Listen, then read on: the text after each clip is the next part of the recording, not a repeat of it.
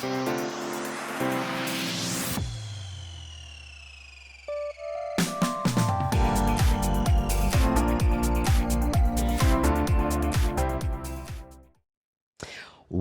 back, ladies and gentlemen, to the Injury Podcast. I'm your host, Dr. Craig Selinger, chiropractic physician.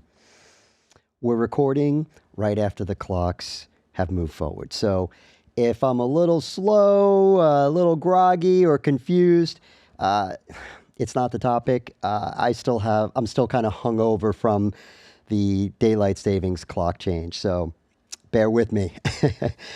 Welcome back. We today are talking about recovery after trauma, not just physical recovery, but also how the body and mind heal together and what role nutrition could help play in helping the recovery, in helping to reduce inflammation and helping us get better faster. And today I am joined by Dr. Davari, chiropractic physician, and I'm so happy you're here. I actually saw you first on some of your social media channels, and you were great. You made all these different recipes of different anti-inflammatory meals, shakes, different things. So it really intrigued me. And so it's great to have you on the show. And I know how is it getting to the show today? Pretty easy. I know there's a lot of crappy weather today and it's spring. Yeah. A lot of people doing spring cleaning and reset. Any spring resets that you're working on or? Absolutely. When spring comes along, I tear the garage apart, the house apart, the cabinets apart, start spring cleaning everything and starting fresh again. Awesome. I'm a messy Marvin. I have so much stuff all over the place. And the worst is my desk. My desk, not just at my office, my desk at my office has about 3 feet of files and different things on it. And at home as well, too. It is a disaster. So that's what I have to start with spring cleaning. Just start with the desk. Absolutely. Start small and then hit the bigger things. Yeah, and it's spring, lots of stuff going on. We have some holidays, I think, coming up soon, right? St. Patty's Day, St. Patrick's Day, what, next week? Yeah, St. Patrick's Day is next week. Looking forward to it. What are you doing? I like St. Patrick's Day, but I don't like it. It's kind of a love-hate relationship because I typically don't go out. I typically stay in and I'm really, I used to like it. I want to like it, but I stay inside because I'm 5 feet tall. And I have a reddish beard.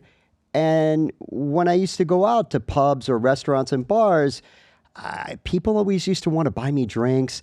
I used to have to keep an eye on the exits because people used to think I was a leprechaun and they would grab me and say, "Where's your pot of gold?" I mean, so for short or vertically challenged or vertically efficient white guys, it is not a great holiday. So I usually stay home, but I want to like it. And, maybe someday I'll be able to go to a safe place and with maybe a lot of other short guys and we'll be happy. So anyway, what inspired you to be a chiropractor and to get into this type of work that you do? Well, it first started back when I was in college, and I did get into a motor vehicle accident, and I was sent to the emergency room. And from there, the emergency room doctor had discharged me and referred me over to a chiropractor. So that was my first experience with a chiropractor. And so when I completed college, receiving my bachelor's in science and biology, that was one of the careers that I was interested in. So I went and I volunteered in the chiropractic office for 6 months. And it was at that point I knew this is what I wanted to do for the rest of my life. Wow, that's awesome. And we're going to be talking today a lot about anti-inflammatory recipes, supplements, different things. But folks, I just want you to know this podcast is for educational purposes only. This does not constitute a doctor-patient relationship. It is for educational purposes only. Before you start taking any supplements or change your diet or do anything like this, please consult your doctor. Okay, thank you. I had to get that out of the way. Absolutely. These lawyers and legalese. What does anti-inflammatory nutrition really mean, and how does it support recovery after an injury? Well, that's a great question, Doc. So, anti-inflammatory nutrition is an eating approach that will help you decrease long-term unnecessary chronic inflammation while it's supporting the body's natural ability to heal itself, because some inflammation is good, which we'll get into. So ultimately what it's going to do, decrease and calm chronic inflammation and support the body's natural healing process. Wow. Okay, so it's something that can accelerate, and I guess then also on the contrary. And I know with St. Patrick's Day coming up, and this is going to be out after St. Patrick's Day, but I'm sure there are some foods, right? And drinks, beverages maybe, that we should avoid, right? That will help decrease the healing process or inhibit it in some way. Talk a little bit about that. Absolutely. So we have two types of inflammation. We have acute inflammation, right? And I'm going to tie that into the question that you just asked too, because acute inflammation is very necessary for the healing process. It allows us to bring fresh, healthy blood to the injured area, which carries oxygen and nutrients that's required for healing. And then we have a chronic inflammation, which we don't want.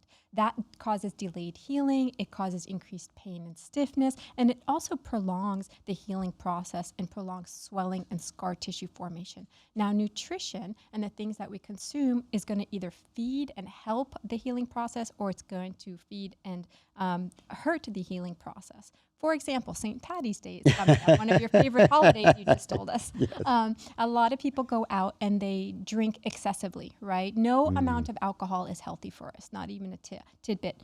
But alcohol is very highly inflammatory to us. So other things that we don't want to consume when we're trying to heal would include things like ultra-processed foods and a lot of sugary foods, alcohol, some dairy, right? The way that dairy is processed here in the United States, it's highly inflammatory. So we want to avoid or limit our dairy intake. We also want to, a lot of people are sensitive to gluten nowadays because of the way that it's processed as well. So limit gluten as well. Right. So things like cold cuts, meats like that at the Absolutely. deli counter, not good, right? So ultra processed foods would be those foods that, to make it simple, anything that pretty much comes out of a package, like chips and crackers and cookies. And when you're reading the labels of the food that's on the food, you want to make sure that it's like real words like carrots, apples, bananas, not polydextrous something that Right. we can't even read. So this is a lot of people that might be listening when they think they have a lot of inflammation. They just they take an aspirin or they take a ibuprofen or they take an anti-inflammatory medication. So it's interesting that foods can actually have a similar effect that medications can have. And so do you, in your treating patients, in seeing that people are doing this, have you seen patients get better faster with using the recipes and taking the different foods or supplements? Yes, absolutely. So you want to focus on foods that are rich in omega-3 fatty acids. Those include wild salmon, wild-caught fish, sardines, mackerel, chia seeds, flax seeds, walnuts. You also want to put some focus onto having your plate full of colorful fruits and vegetables, because those have antioxidants and anti-inflammatory chemicals too. So you want to focus on things like berries and leafy greens and your cruciferous family, which is like your broccoli and your cauliflower, Brussels sprouts. I'm scared to even say that out loud. I know it's on the top 10 worst, but those type of foods. The quickest and easiest thing that you could do is add some spices to your food. What kind of spices? So the top 4 I would recommend is turmeric. Its active ingredient is called curcumin, and it has this beautiful gold hue to it. Then you can add ginger. Ginger's active ingredient is gingerol. You can add cinnamon. It's an amaldehyde, which it's its potent ingredient in there. And garlic and onions too. Garlic has allicin in it, which is very good. So that's a very quick, easy way to add some highly dense nutritional things to your food. That's great. And in terms of smoothies or meal ideas, what do you recommend to people that have been, let's say, a lot of people that listen to this podcast have been in an accident? What would you recommend to somebody that has been in a car accident, maybe wants to take more of a natural approach? They don't want to take a lot of medications, and they want to help reduce inflammation. What are some smoothie suggestions? What are some meal suggestions that they can possibly look at? So you definitely want to start with a slow approach, right? I know sometimes people get in an accident and they get injured and they overcorrect on the situation. So when you're trying to incorporate some of these anti-inflammatory nutrients into your diet, start with, for example, for breakfast, have toast with eggs, because you want to also incorporate some lean proteins, good high quality proteins like pasteurized eggs, right? You want to add fish, grass-fed meats, and legumes into your diet. So, for example, breakfast can be avocado toast and egg, right? Lunch can be salmon and a side of veggies. Dinner can be, another lean protein and maybe some berries for dessert. But add one thing at a time. Don't overcorrect the situation, especially if you're not used to these highly nutritionally dense foods that are full of fiber too. You want to go slow. So I always say change one thing at a time. Right. And then people also should know that if they're taking certain medications, blood thinners, that they need to be aware that certain foods and spices could accelerate, or they could be counter to what they're doing.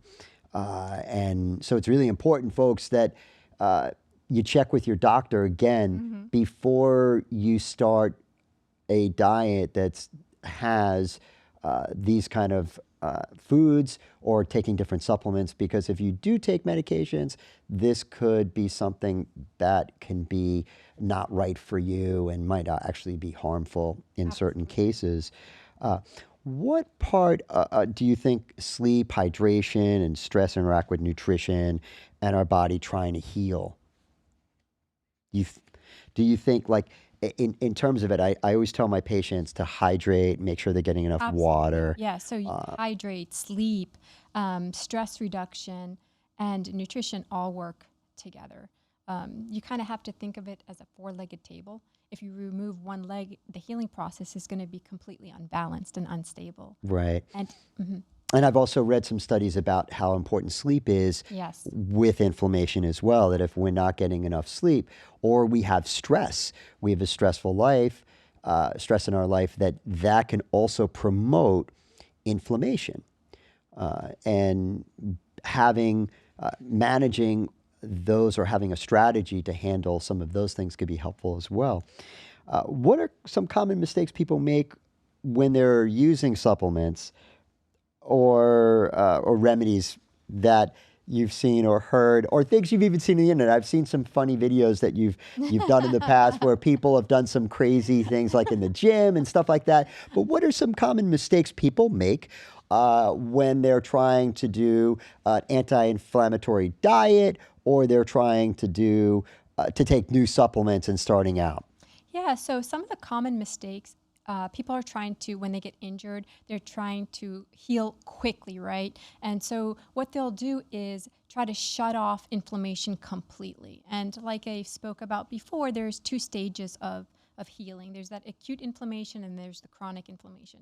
But when somebody gets injured, maybe they'll go home and like use a lot of NSAIDs, non-steroidal anti-inflammatory drugs, to try to block the inflammation or decrease the pain. But NSAIDs will block inflammation globally. It's not targeted. So it's going to also shut off that acute inflammation that we really need for healing, because it's acute inflammation that causes vasodilation. It allows blood, fresh, healthy blood, to come to the injured area to deliver the oxygen and the nutrients that we're consuming. So if we overdose on, take too much NSAIDs, then we're shutting that off completely. And that's going to actually delay our healing. Right. So that's interesting, because I think in society, we're conditioned to want to just stop the pain.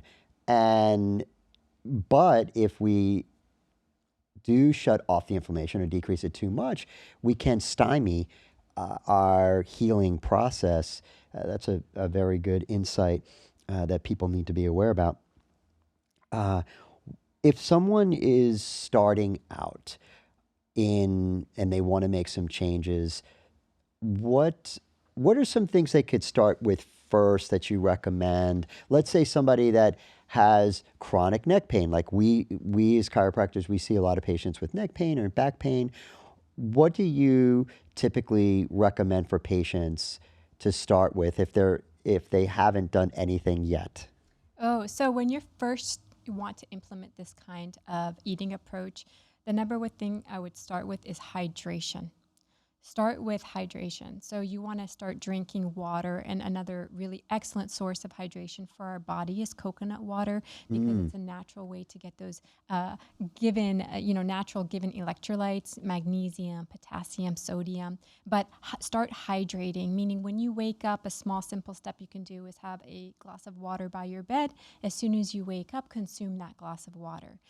Maybe consume a glass of water before you eat, right? Each meal, or consume a glass of water before you have your coffee. Just start hydrating. That's like the first step. So then and do that for like a week, almost till it becomes like a habit. Then the next week you can start to incorporate, let's say, adding more protein into the diet. Okay, so you'll not only be drinking now, hydrating, you're going to add the next step, which is adding protein. Protein's very important to repair and rebuild our muscles and our tissues. And it's also very important for collagen formation, for repairing muscles, ligaments, discs. So hydrating, adding protein, then you want to work on your sleep pattern. So it's a multiple things, but you just want to do them like one at a time, step by step, so you don't overwhelm yourself. Awesome. So you mentioned coffee. Yes.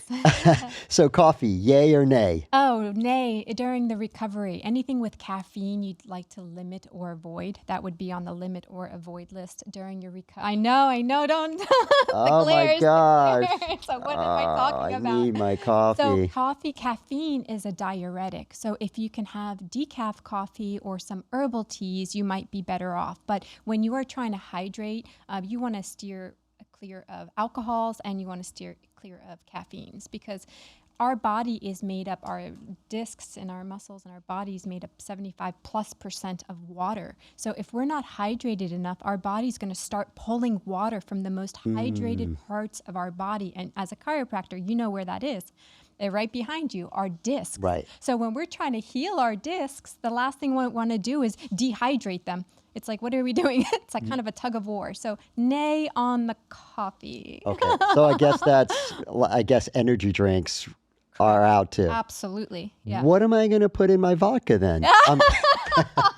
I'm kidding. Extra filtered ice. Like Yes, lots. There you go. What about yay or nay, green tea? Green tea. I've heard great things about it. Antioxidants. Yes. So the herbal, you'll see uncaffeinated, non-caffeinated green teas. Of course, some of the teas I've seen has a minuscule amount of caffeine. I think that's fine. But the antioxidants that are found and anti-inflammatories that are found in green tea is fantastic. It's called EGCG. Say that fast. And so it's a yay for me. Okay, great. Um, for for a patient that is looking at trying to let's say that they've been drinking the water, they're not taking any coffee or caffeine, but like we said, we have this clock change. People need a little bit of energy. Are there anything else that you would recommend that can help people not induce or not promote inflammation or too much, but that they can try something that would be give them maybe a little energy boost? Oh, absolutely. So the EGCG in green tea also will give you a natural energy boost as well. There has been research. I'll be happy to look up the research article that I had read, but water in the morning actually awakens the brain better than caffeine does. So drinking that one glass of water as soon as you wake up in the morning is going to wake up the brain faster. Wow. Yeah. Wow. There's been a lot of talk about creatine, Yes. and that's something I recently started, probably about 6 months ago. Started to take in the morning with in a glass of water. What are some of the effects of creatine, and have you recommended that, or do you take it? No, so personally, I don't take creatine.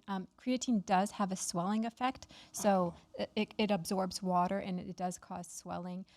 It is also known to create energy for you. How it would affect the healing process, I'm not too sure, so I don't want to misanswer on that. Right. But yes, I took creatine a long time ago, but after I researched it and it creates swelling or puffiness, I was like, okay, that's what I don't want, so I stopped taking that. Wow. And that, you know what? I'm an example of someone, the typical person, we see things on the internet or YouTube, for Yes, instance, yeah. and somebody starts to take it and they say it's great for your memory and some other great different processes, cognitive processes, and then all of a sudden everybody's taking it. So I know that it's very popular right now.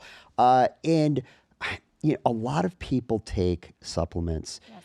and it's confusing because there are supplements you can buy online. There are supplements you can buy in the grocery store.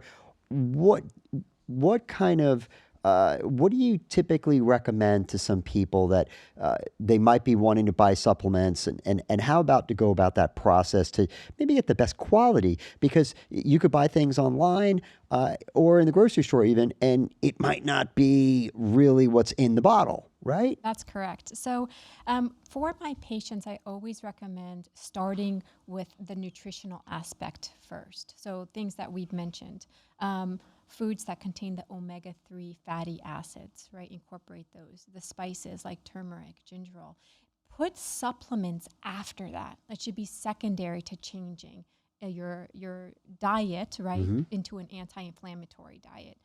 But if they do want supplements, I would always say an omega-3 fatty acids, magnesium, zinc, vitamin C, and collagen peptides too. Oh, okay. Now, it's very important when you are taking collagen, for example, because, it's a trend, go buy collagen for your hair, nails, and skin, and everybody jumps on it. But not understanding how these nutrients work or if they need cofactors, you're just wasting your time and money. Wow. So, but does collagen help with like growing hair or Yeah, anything like yeah. that? Is there hope? Is there hope? There's hope. There's hope. So collagen does work on hair, skin, and nails. Yes, it does. But it creates our ligaments and our tissues in our body, but it needs cofactors. So it needs things like vitamin C and amino acids. Where do we get our amino acids? That's the next question. We get it from the proteins. So you see how this all ties in. You need to consume high quality proteins in order to build collagen, but you also need your berries and your citrus for your vitamin C, right? So it all works synergistically. If you look at them separately and you keep them separate, it's not going to work, right? Yeah, that's awesome.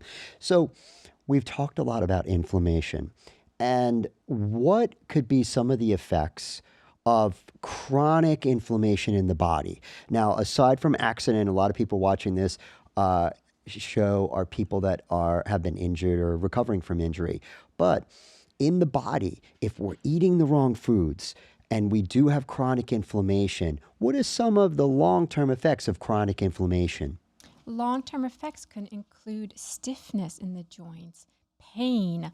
It can also, long-term chronic inflammation has also been linked to things such as depression, diabetes, Alzheimer's. So it's like long chronic systemic diseases has also been linked to chronic inflammation. Wow. So it's not just like injury to that tissue.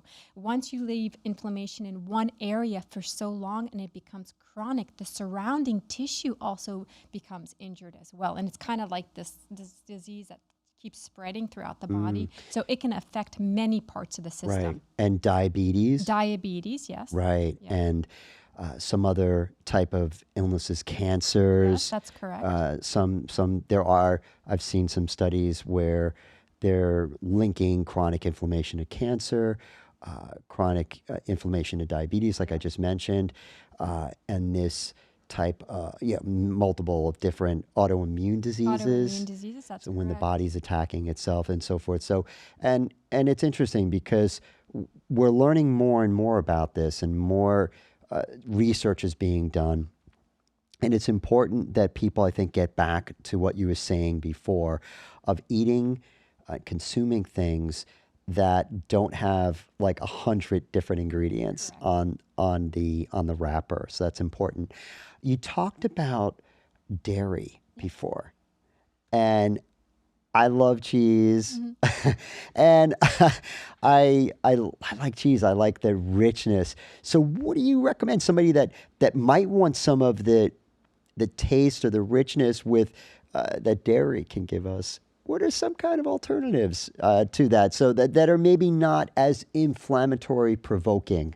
Right. So the regular dairy that comes from cow and the way that it's processed here in the United States has become very inflammatory. So maybe some alternatives could be sheep cheese, manchego, I believe it's pronounced like that. I believe that's sheep. And there's also feta cheese that's made from sheep's milk.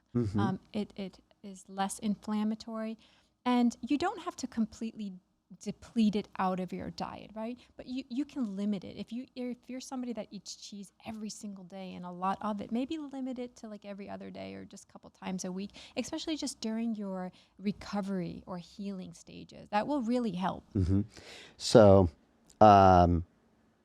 flax milk, yay or nay? Flax milk? Yeah, flaxseed milk. Yeah, yay. Oh, okay, great. Yeah. Because And flax meal and flax seeds and chia seeds. Okay, great. Because in my coffee, and when I make my espresso in the morning, I'm sorry, I have to draw a line somewhere. I have to have some caffeine in the morning. So I'll put some flaxseed milk in there, and I'll do that with a little bit of cinnamon. Excellent.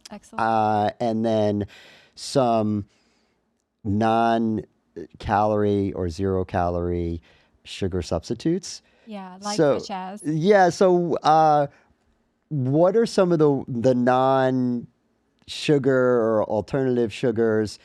Because we talked before, regular sugar promotes inflammation more. So somebody that wants a little sweetness in their coffee, what what could they try? Yeah, so as we know, sugar spikes our insulin level. And when you have increased insulin, that equates to increased inflammation and globally throughout the body. So a nice substitute for sugar or table sugar can be monk fruit. It's all natural, it's 0 calories, and it's a much healthier alternative, and it doesn't spike our insulin levels. So monk Okay. fruit, another one, if monk fruit is not available, you could do like maybe some maple syrup but stevia is kind of controversial. I've read good and bad, but my favorite, my go-to, I use monk fruit. Oh, wow. I was going to ask you about stevia. Yeah, yeah. Okay. I've read both.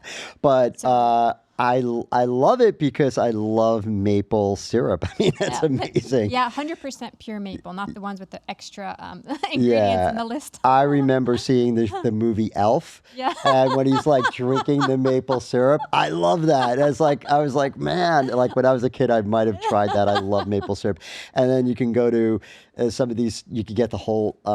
You can get the organic maple syrup, which is just amazing. So that's really good. What about people out there? Maybe they're not getting enough protein in their diet. Yes. It's not easy for everybody to get the protein that they want.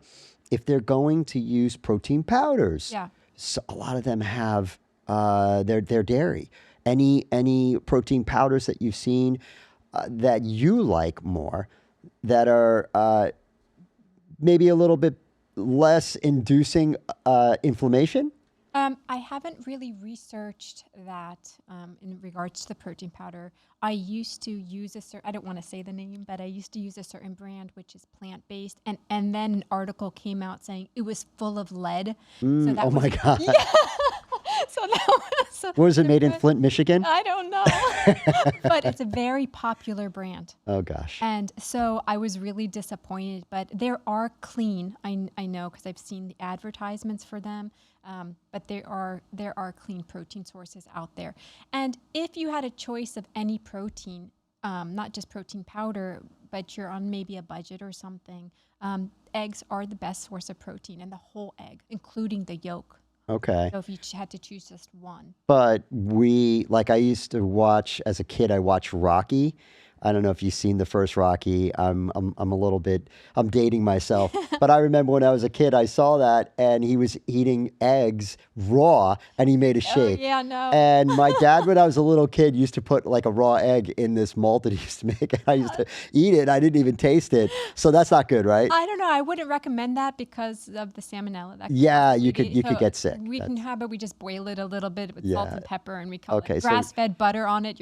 Okay, so no Rocky Yeah, raw eggs in a shake. I'm Okay. sure there are people out there still doing that, which is it's fine if you're still alive and doing well. Right. That's fine. But Okay. I wouldn't recommend it. Okay. I have tried this protein powder. Please don't say anything really bad about it. It's MRE Light. And it's a mixture of some whey, but it has some animal protein in it and maybe some plant-based too. I don't want to speak too much about it but it tastes great. And I have actually a gastro condition, a stomach condition, and the whey proteins, Yeah. which are more dairy, they would aggravate my stomach. Yeah. And unfortunately give me a lot of gas, which isn't good for me. It's not good for people around me. So the MRE protein is just better. It doesn't do that to me, and I think everybody likes it. I like it, and my staff likes it too. So what do you think of that? Have you ever heard of that protein brand? I have not. Is it just whey, or does it also contain casein? It doesn't. It's a mixture of different proteins. I think it's more animal based and plant based. So whey and casein probably. Yeah, I'll research it more. I don't want to speak too much about it because I don't want to misspeak on what it contains, but it's agreeing with me. So and everybody else around me. So that's a good thing. I would just definitely recommend if you're looking for protein powders when you're reading the ingredients, make sure there's no artificial sweeteners in there, Great. chemical dyes in there, and also if those whey proteins, hurt your stomach, another alternative is to get BCAAs. Those are called branch chain amino acids. And there's a brand that I use and I love. I'm not endorsed by them, but it's called Naked BCAAs. It's nothing in there, meaning no flavors, no colors, no dyes. So it's naked. Yeah, it's naked. It's pure. That's So easy it's to the building remember. blocks that we Cool. need to produce protein. Yes. So you could start from here. Instead of having the protein, take the building blocks, amino acids, and let your body produce the proteins it needs. Awesome. Great info. You mentioned some sweeteners. Aspartame, yay or nay? Nay. That's bad. I With know. a big N. I know. And people don't realize how prevalent aspartame is out there. It's in a lot of diet soft drinks. Yes, absolutely. And sucralose. And Sneaky. yeah, so sucralose versus aspartame. If I had to choose, sucralose. Okay, all right. And with aspartame is been a lot of different studies out there that's showing that it could affect our body in a really negative way. Yes. So I've seen you on your channels, your social medias. If somebody does want to reach you, list some of your channels so viewers can check out what you're doing, because I really enjoy it. We're not over yet, don't worry. But I do want to get people over to see what you do, because I think you provide a great, you start a conversation about nutrition and its importance in healing in the body. So I think that's great. So how can people find you? Yes, thank you. They can find me on YouTube at Tosh Talks. And you can also find me on Instagram at Ideal Health and Rehab. Awesome. And you can find me on Facebook as well at Ideal Health and Rehab. But if you'd like more nutritional content and also some recipes and stuff like that, I would suggest you go to my YouTube channel at Awesome. Tosh Talks. Great, awesome. Now, in watching you on Facebook, and I've seen you use a blender. I've seen you cook with a couple of different things. What are some blenders that you like, and different ways to prepare these different recipes? Either smoothies, we could talk about smoothies, we could talk about some other things. Sure. So one of the main differences when you're blending and making a smoothie versus juicing something is you're still going to get the nutritional content like the vitamins and minerals, but with the blender, you're going to keep the fiber. When you're juicing something, you're extracting the fiber from it. Okay, but you're still going to get those vitamins and minerals. So now, the best type of juicer that I've come across so far is called a cold press slow juicer. So it really just extracts as much juice from those vegetables or the fruits, whatever you're juicing for the day, as possible. So the pulp that comes out is pretty dry. So cold press, is that like cold press coffee too? You know, I don't know. You're the coffee I love coffee. expert. I love coffee. I'm going to divert that question back. Yes. So, okay. What about blenders? What are some of the better blenders that you've used, or other people you know have used that they've liked and you like? I use just the regular Ninja. I'm not endorsed by them, but I enjoyed its 1200 watt. Really blends that thing up really really fast. And plus, it's a large capacity, so that's good. So you can make some for either save it and for another day or another time, or make it for family or friends. I use a Vitamix, and I've been using that for a while, and it's great. All right. You ready for this one? Okay, hold on, let me stretch. All right, another question. Cookware, nonstick pans, yay or nay? With the Teflon, you mean? Well, there's different coating ones. So yeah, there's a lot out there. What, let's say Teflon. Nay. No, definitely not. Teflon has been linked to cancer, so the research is out now. Funny story though, let me share with you. Yeah. So when I attended school, University of Pittsburgh, my dad drove me up there, and he set me up in my apartment, and I didn't have any cookware. So we went over to the local Kmart. Yes, Kmart was still around, and we bought the 24-piece whatever cookware full of Teflon in it, not knowing any better. let's just say by the end of the term, I had no Teflon left in my pots and pans. Oh my gosh. I think I ingested all of it. Okay. Yeah, so that's my Teflon story. Wow. Yeah, All so right. it's a nay. So, folks, throw them out. Throw them out. Throw them out. What about ceramic? Yeah. Voted. Don't say anything bad because I have some. No, I think that's fine. Okay, good. Next week it might not, because you know how research is like. I'll let you know if it changes next week. And stainless steel? Perfectly fine. Okay, Yeah. good. You just have to cook on lower heats with that. Otherwise, things do stick, right? Burn, but you cook. Anyway, it's better to cook on lower heat. Right. Especially if you're using those healthy fats that you want to incorporate into your anti-inflammatory diet, like olive oil and avocado oil, coconut oils. You want to cook at a lower temperature, low and slow and steady. Slow. Yeah. Ladies and gentlemen, slow and low. Low and slow. Okay. All right. And then I've also about different utensils to use when you're cooking and so forth like that. I saw a recent article not to use any of these black plastic Yep. utensils. They're bad. That's correct. You want to focus on the wooden ones. They're better. Okay. Yeah. All right. What about grilling? Ooh. We're in Florida. Everybody Yes. likes to grill. I love to grill. Yes. And I make sure I clean my grill a lot too. That's really important. But grilling, what do you say about grilling? So light grilling, no problem. But you know when you char your meat and it gets that amazing grill, that's a nay. That's a nay. You're making me hungry. Yeah. Oh my gosh. All right. So no searing. No searing. Okay. All right. So I'm taking out all the fun. I know. I'm sorry. And Debbie Downer. what about boiling? Perfectly fine. I don't boil anything. Especially like if you want to boil your vegetables, like your Brussels sprouts, delicious. I candy them. That's even better. That's what everybody even does. I'm kidding. Yeah. So you want to just steaming is great. You'll keep a majority of those nutrients in your vegetables that you're trying to steam. Any steamers that you've come across that you like, or? I just use the old school one, boiling water in this like net thing, nothing fancy. Okay. Steam my vegetables. Rice, yay or nay? So both. It depends on what kind of rice you're consuming. Like Jasmine. Jasmine, in moderation. White rice, you really do want to stay. It's inflammatory. Brown rice, then we run into the problem with, do we have allergies to that? But wild rice would be the best type. Okay. Wild grain rice.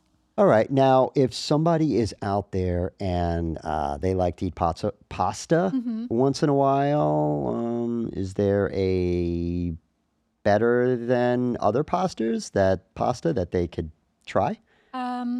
They're coming out with all sorts of new things now, like chickpea pasta, lentil pasta. Those are better alternatives. And again, you want to read the ingredients because different companies are using different fillers for them. But there are some better options out there. And again, I want to stress, you don't want to eliminate everything out of your diet and torture yourself, because you want to create a eating approach for a lifestyle, not just this moment, right? Right. So just have things that you really enjoy in moderation, like limit it. Right? If you used to eat pasta 7 times a week, maybe do once a week. What about pizza? Yeah.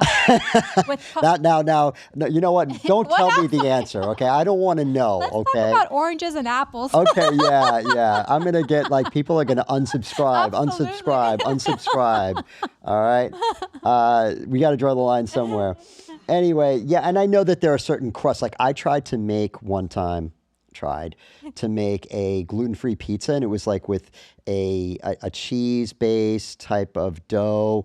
It was hard. It's hard, yeah. It was hard. And I don't know if you could maybe share a recipe with me sometime on making a healthier pizza. Absolutely. That would be great, because I love pizza. It's my favorite food. I'm with you there. I'm with you there. It's great. So do you work with patients on their diets and so forth like that too? Yeah, in your office because specifically? You want to just by itself, like non-injury or injury related, like Well, both, either way. Somebody comes to you in your office, and your office is in implantation. plantation, and they come to you. Can you help them and guide them through a new way to eat, a way to incorporate this type of philosophy? Well, this type of diet, it's anti-inflammatory diet or something else. Do you work with people in that regard? Yes, I do. I do. And Great. I always highly recommend that they come in with, or we'll send out for some lab work first so we can get where we're starting, a baseline. And then based on what the blood work looks like and what their goals are, we'll start to, again, add things before we start to eliminate, right? So I'll add supplements. And you had spoken before about types of supplements. It's very important. I am not endorsed again, but I do recommend to my patients standard process. And that's Yeah. because, yeah, I'm sure you've heard of it too. Yeah, they're I take great. them myself.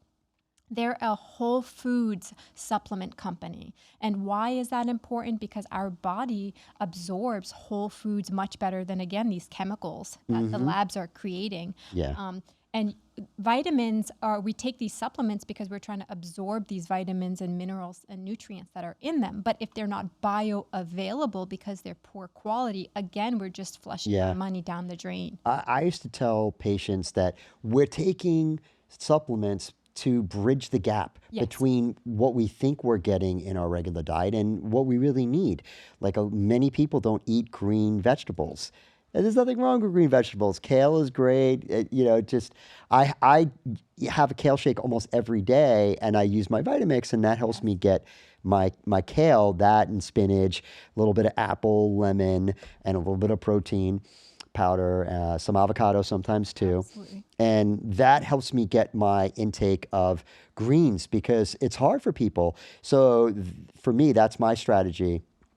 And I learned that from some other people, but it's awesome that you provide that type of service. And weight loss, do you do weight loss too? You help people, because I know everybody wants to lose weight. It's a big thing. But some people are taking medications that might have side effects. Some people getting lipo.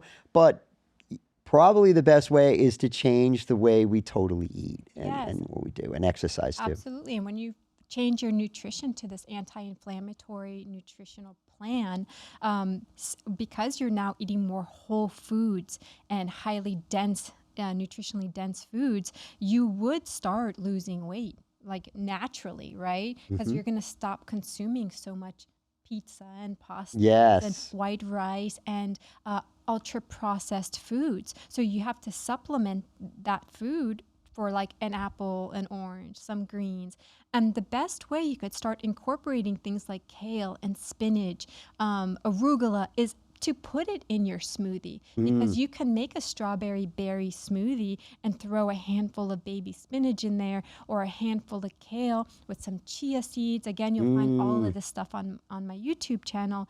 You won't taste it. Right. That's the best part. Yeah, that's the thing because, how many people, even parents, like as we're growing up, like how many kids just hate their vegetables and they don't eat it. But if you have it in a shake, it's tolerable and you drink it and it's done with. It's Yes, like yep. you get the nutrition you need. So that's awesome. And listen, if you want to get a great education on recipes, ranging from smoothies to different, I think I've even seen you make desserts and Yes. stuff like that that are anti-inflammatory based. You've got to check out her channel. We're going to have this in the show notes in this episode, this YouTube episode. But we're almost at the end of our show. And on our show, we have a tradition where we give away a superhero tumbler. The superhero tumbler, it represents comeback, resilience. And when you're recovering from an injury, you need that comeback spirit. You need that mindset.